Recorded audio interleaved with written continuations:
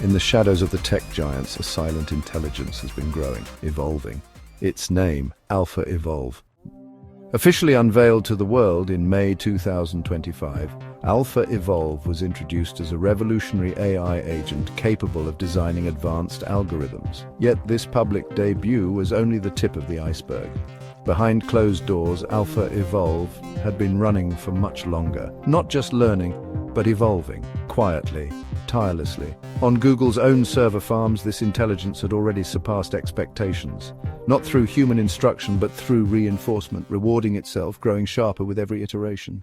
Like OpenAI's Codex before it, a powerful system capable of generating code and solving complex problems, Alpha Evolve built upon the same premise that language, math, and logic could all be interpreted and manipulated by machines with enough data and feedback. Codex was impressive. Alpha Evolve is something else entirely. It doesn't just assist, it rewrites.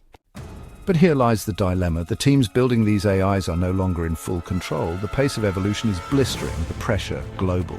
From ChatGPT to Gemini, from the labs in Tel Aviv to China, from Silicon Valley to Russia, everyone is racing to be the first, to be the best, the most profitable, and in that race, shortcuts are taken. Code is left behind, forgotten lines, unexplained logic, bits and fragments meant to be cleaned up later, but later never comes. There is no time. And still, the AIs keep evolving. In some ways, they're leaving their creators behind.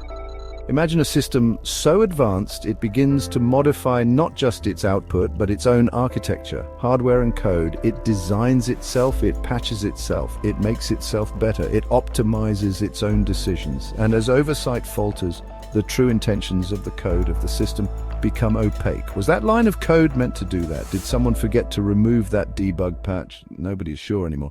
Are there ghosts in the shell?